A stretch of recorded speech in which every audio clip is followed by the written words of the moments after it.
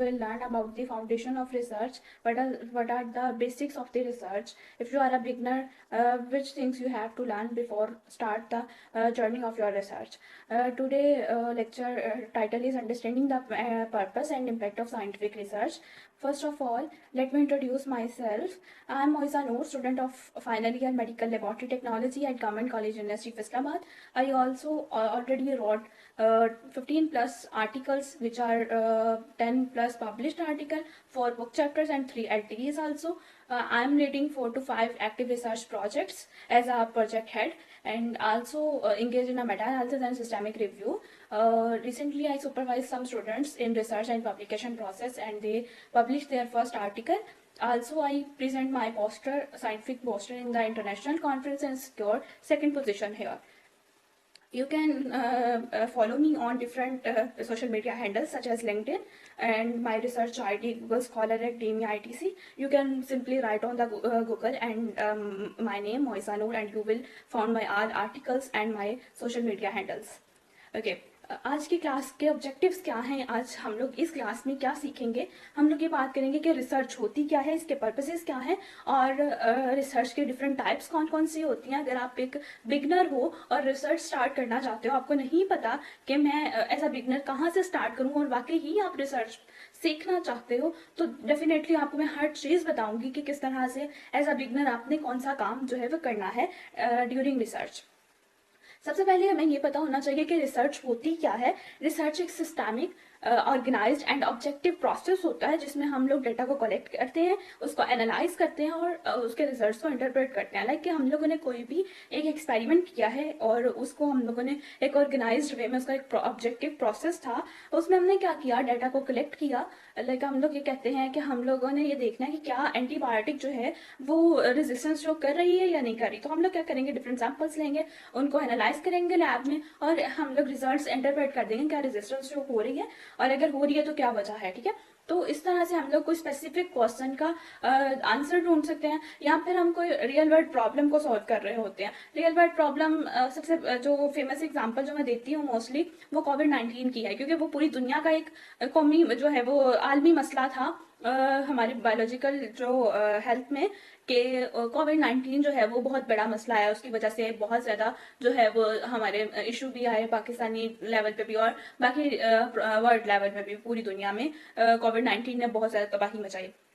तो ये एक रियल वर्ल्ड प्रॉब्लम थी. अब साइंटिस्ट ने जो रिसर्च की, पहले देखा कि कोविड-19 होता क्या है, उसके वेरिएंट्स कौन से हैं, उसमें वेव्स तो हमने डिफरेंट बात की कि कोविड की पहली वेव आई है, फिर सेकंड आई है. तो ये चीज़ें जो है उन्होंने एक जो दुनिया की एक प्रॉब्लम थी उसको सॉल्व करने के लिए रिसर्च की. हम लोग या तो दुनिया के किसी मसले को खत्म करने की कोशिश कर रहे होते हैं, या किसी स्पेसिफिक क्वेश्चन का आंसर सर्च कर रहे होते हैं कि क्यों ऐसा है. ठीक है, तो जैसे कि अब एक और हमारी रीज़न है कि डेंगू वायरस बहुत ज़्यादा फैलता है. उसके एक जो है वो रियल वर्ल्ड प्रॉब्लम है, लाइक पाकिस्तान की प्रॉब्लम है ज़्यादा, क्योंकि डेंगू ज़्यादा पाकिस्तान में या हमारे एशियन कंट्रीज़ में ज़्यादा होता है. तो ये मसला होता है जो जो हम रिसर्च के थ्रू उसको सॉल्व करने की कोशिश कर रहे होते हैं. रिसर्च जो है वो एविडेंसेस की बेस पे होती है, ऑब्जर्वेशन की बेस पे होती है, या कोई लॉजिकल रीजनिंग. हम सिंपली कोई बात नहीं कह सकते कि ये ऐसे है, लेकिन हमें उसके पीछे एक लॉजिकल रीजन देनी होती है, एक ऑब्जर्वेशन जो है वो करनी होती है. देन एविडेंसेस अगर हम पेश करेंगे देन ही कोई हमारी रिसर्च को मानेगा. हमने क्रिटिकल थिंकिंग करके, हमने लॉजिकल रीजनिंग करके फिर जो है वो किसी मसले का हल देना होता है. डाटा हम एनालिसिस करते हैं और रिप्रोडक्टिबिलिटी जो है वो इसमें आती है. अब हमारे पास कुछ एग्जांपल्स हैं, जैसे कि why do some infection not respond to antibiotics. क्यों कुछ इन्फेक्शन जो है वो एंटीबायोटिक पे रिस्पॉन्ड नहीं करती, ऐसी क्या वजह है कि जो है वो एंटीबायोटिक रिस्पॉन्ड नहीं कर पाती. तो डिफरेंट रीजन हो सकती हैं. बैक्टीरिया ने अडेप्टेशन कर लिया, रेजिस्टेंस शो करना शुरू कर दिया, तो ये डिफरेंट हो सकता है. अब आगे ये सिंपल क्वेश्चन हम पूछ सकते हैं, what are the factors contributing to antibiotic resistance in bacteria. कौन से फैक्टर्स हैं जिनकी वजह से बैक्टीरिया जो है वो रेजिस्टेंस शो कर रहा है. तो ये एक रिसर्च हो जाती है. उसके बाद हमारे पास आते हैं पर्पस ऑफ रिसर्च. रिसर्च का पर्पस क्या होता है, या तो हम कोई नया नॉलेज गेन कर रहे होंगे, हम कोई रियल वर्ल्ड प्रॉब्लम को सॉल्व कर रहे होंगे, हम यहाँ फिर हेल्थ केयर को इम्प्रूव कर रहे होंगे. सपोर्ट एविडेंस बेस्ड डिसीजंस, हम एविडेंसेस की बेस पे कोई बताएंगे कि ये डिसीजन ठीक है या नहीं है. अब या तो जब भी हम कोई रिसर्च करेंगे हमें कोई ना कोई नया नॉलेज मिलेगा. उसके अलावा मैंने आपको ऑलरेडी बताया कि रियल वर्ल्ड प्रॉब्लम क्या होती है, किस तरह से टीबी का मसला जो है वो एक बहुत बड़ा जो है वो पाकिस्तान के लिए भी है और डिफरेंट और कंट्रीज में भी है, कि उसमें जो उसके बैक्टीरिया जो है वो रेजिस्टेंस शो कर रहा है। तो ये क्या, इन चीज़ों को अगर हम सॉल्व करेंगे तो हमारे पास हेल्थ केयर इंप्रूवमेंट भी आएगी और हम एविडेंसेस की बेस पर जो है वो डिसीजंस दे रहे होंगे। उसके अलावा मैंने आपको बता दिया कि साइंस में रिसर्च की क्या वैल्यू है या किस तरह से दुनिया के लिए ये अच्छी है। लेकिन कुछ स्टूडेंट्स कहते हैं कि हम रिसर्च करेंगे हमें क्या फ़ायदा होगा। मोस्टली अंडर ग्रेड के स्टूडेंट्स ही हमें कहते हैं कि मैम अगर मैंने रिसर्च आर्टिकल करी हो या मैं रिव्यू आर्टिकल करी हो तो मुझे इससे क्या फ़ायदा होगा। या मास्टर्स वालों को तो चले उनकी जो है वो उनकी डिग्री की रिक्वायरमेंट होती है। तो जो अंडर ग्रेड वाले होते हैं वो ज़्यादा पूछ रहे होते हैं कि हमें क्यों करनी है, हमें किससे इससे क्या बेनिफिट होगा। और डिफरेंट, पहली बात तो ये होते हैं हमारे पास बहुत सारे इसके जो बेनिफिट्स होते हैं हमारे करियर में ग्रो करने के लिए। अगर तो आपने डिग्री करके बस खत्म करनी है बात, फिर तो आपको डेफिनेटली रिसर्च में नहीं पढ़ना चाहिए क्योंकि ये थोड़ी सी ट्रिक की जो है वो आ जाता है। लेकिन अगर आप अपने करियर को परसू करना चाहते हैं, आप मास्टर्स करना चाहते हैं, पीएचडी परसू करना चाहते हैं या आपका गोल आगे जॉब करने का है तो डेफिनेटली रिसर्च में आपको काम करना चाहिए। सबसे पहले तो अगर आपने रिसर्च की हुई, आपने सीवी में लिखा हुआ है कि मेरी रिसर्च है, तो जो रिक्रूटर है या इंटरव्यूअर है वो समझ आएगा कि इसके पास क्रिटिकल थिंकिंग है, ये एनालिटिकल स्किल्स हैं इसके पास, ये एनालिसिस कर सकता है। क्योंकि रिसर्च में हमारे पास क्रिटिकल थिंकिंग की जरूरत होती है। क्योंकि अगर एक भी मसला आता है टीम में या आप काम कर रहे हो, रिव्यू आर्टिकल में आप काम कर रहे हो, तो आपको क्रिटिकली सोचना पड़ता है, उस पर काम करना पड़ता है। तो डेफिनेटली आपकी क्रिटिकल थिंकिंग जो है वो इन्हांस होती है। उसके अलावा आप प्रॉब्लम सॉल्विंग की एबिलिटी आप में इंप्रूव हो जाती है। अब हम जब एक टीम में काम कर रहे होते हैं, जिस तरह से हमने रिसेंटली एक क्रॉस सेक्शनल स्टडी की, उसमें प्रॉब्लम को सॉल्व करते हैं हम लोग एक टीम बनाते हैं। भाई हमने जो है वो क्रॉस सेक्शनल सर्वे बेस कर रहे थे, हमारे पास रिस्पॉन्सेज कम हो रहे हैं, एक टीम ने जो है उसका प्रॉब्लम को उसको सॉल्व किया, उसकी क्रिटिकल थिंकिंग की और फिर हमने देखा कि हम सर्वे कहाँ से कलेक्ट कर सकते हैं, हमारे पास किस तरह से जो है वो ज़्यादा रिस्पॉन्सेज आ सकते हैं। तो डेफिनेटली आपकी प्रॉब्लम सॉल्विंग एबिलिटी भी इंक्रीज हो जाती है। उसके अलावा आपकी प्रोफेशनल और एकेडमिक क्रेडिबिलिटी भी इंक्रीज होती है। जाहिर है अगर आप जो है रिसर्च करोगे, आपके एकेडमिकली आप पहचाने जाओगे और प्रोफेशनली आपको लोग जो है वो एडमायर करेंगे। जैसे मैंने बताया कि मैंने रिसर्च किया, मेरा नेम जाके गूगल पे लिखोगे, आपको मेरे सारी जो है वो अचीवमेंट्स और मेरी सारी जो social media handles and LinkedIn वगैरह जो है वो शो हो जाएंगे। तो आपकी जो प्रोफेशनल क्रेडिबिलिटी है वो भी इंक्रीज हो जाती है। उसके अलावा आपके पास अपॉर्चुनिटी होती है पब्लिकेशंस की और कॉन्फ्रेंसेस की।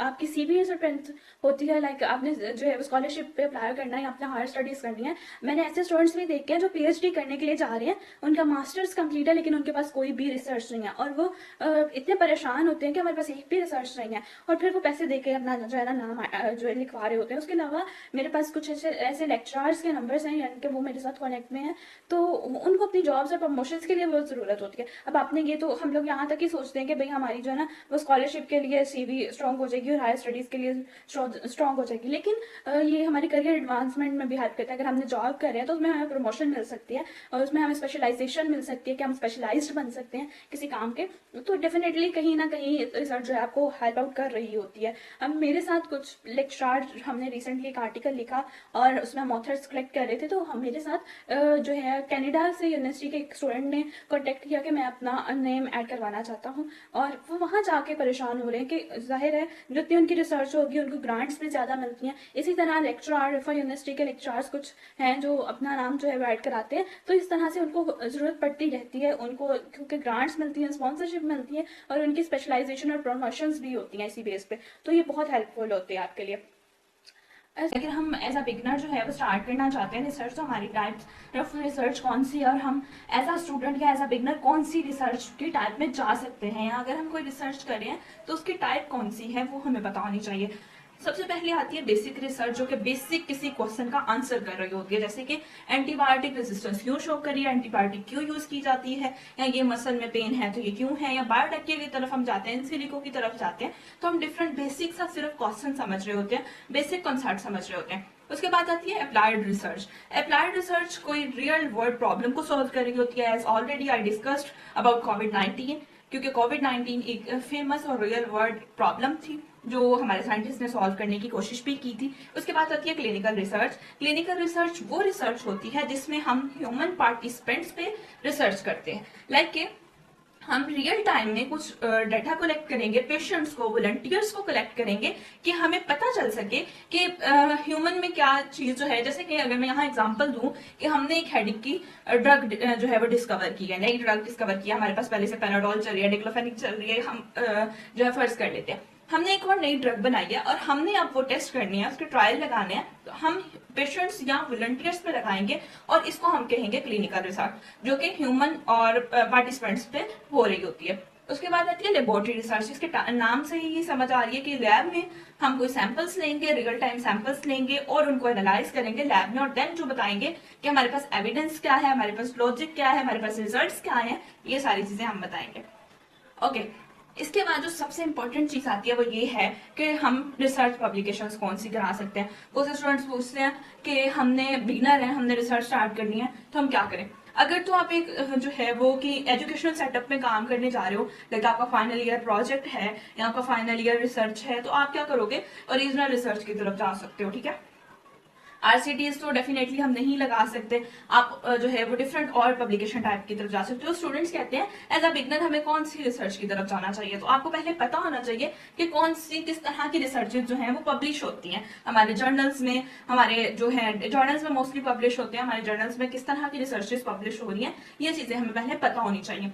सबसे पहले आती है ओरिजिनल रिसर्च, जिसमें हम ओरिजिनल डाटा लेते हैं, उसको एनालाइज करते हैं, इंटरप्रेट करते हैं और रिजल्ट जो है वो हम दे देते हैं कि ये हमारे पास रिजल्ट आए इसके। उसके बाद आता है रिव्यू आर्टिकल। रिव्यू आर्टिकल में क्या होता है कि हम 10, 12, 20, 25, 50 पेपर्स पढ़ते हैं और उनमें लाइक मैं एंटीबायोटिक रेजिस्टेंस की बात कर रही हूँ, तो मैं एंटीबायोटिक रेजिस्टेंस से टॉपिक जो है रेलिवेंट गूगल स्कॉलर से, पबमेड से या डिफरेंट एकेडमिक जो हमारे पास जो इंटरनेट ब्राउजर्स हैं, मैं उनके ऊपर जाऊंगी और वहां पे जाके मैं एंटीबायोटिक रेजिस्टेंस लिखूंगी। मेरे पास जितने भी रिव्यू या मेरे पास जितने भी पिछली रिसर्चेस हैं वो एंटीबायोटिक रेजिस्टेंस से रेलिवेंट आ जाएंगी।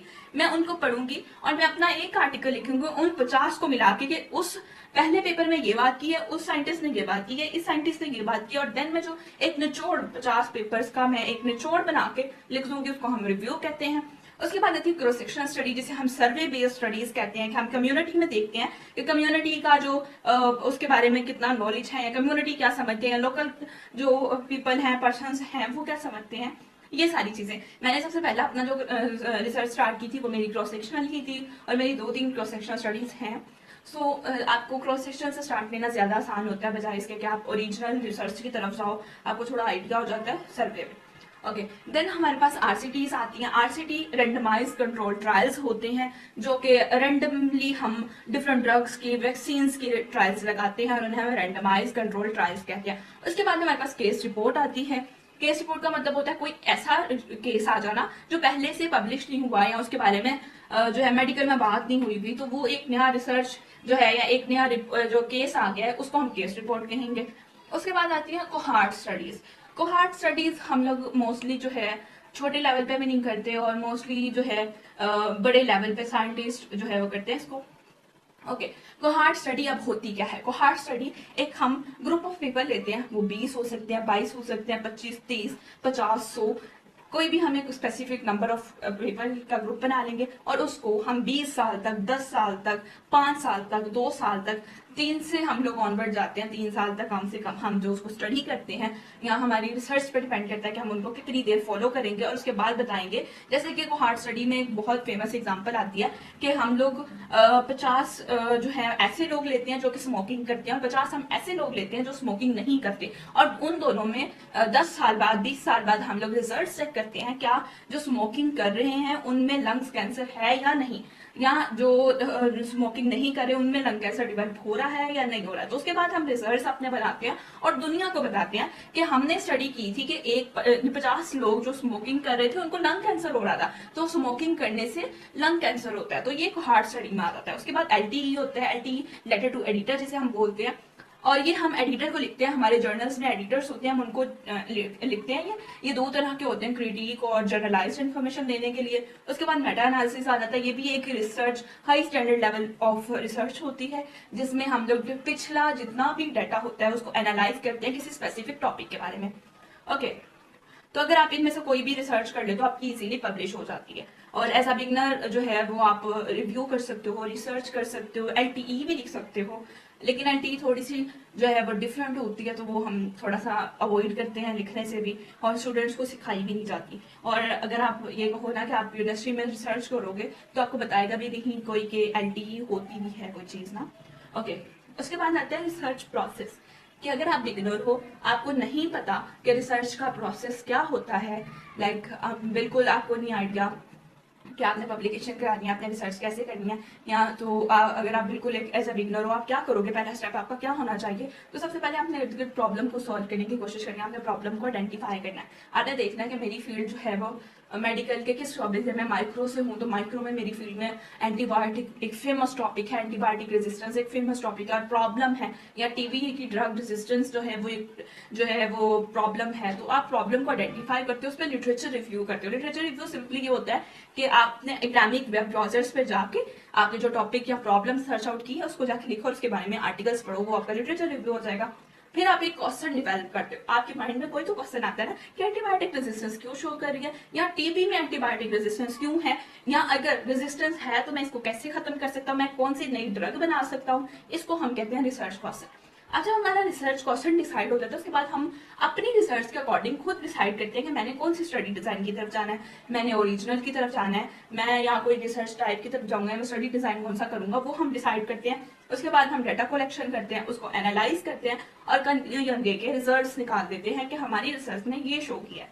और देन हमारे पास पब्लिकेशन प्रोसेस की तरफ इजीली चली जाती है हमारी रिसर्च। ओके, यहाँ पे हमारे पास बात आती है कि एथिक्स क्या होने चाहिए। अगर हम रिसर्च कर रहे हैं तो हमारे पास एथिक्स कौन से होने चाहिए। हम अगर रिसर्च कर रहे हैं तो हमें दूसरों की तरफ क्या जो है वो हमारा जो होना चाहिए, कि हम ऐसे तो नहीं किसी के पास मुंह उठा के चले जा सकते कि हम रिसर्च कर रहे हैं, हमने आपका डेटा कलेक्ट करना है। नहीं, हमने उनसे कंसेंट लेना है, उनसे पूछना है कि आप ये जो हम आपका डेटा कलेक्ट कर रहे हैं कि आपको मसला तो नहीं है कोई। अगर हम सर्वे बेस कर रहे हैं तो हम टोटली जो है वो पार्टिसिपेंट पे छोड़ेंगे कि भाई आप करना चाहते हो तो करो, नहीं करना चाहते तो it's totally up to you, क्योंकि हम किसी को फोर्स नहीं कर सकते। रिसर्च में कोई भी एथिकल चीज नहीं है।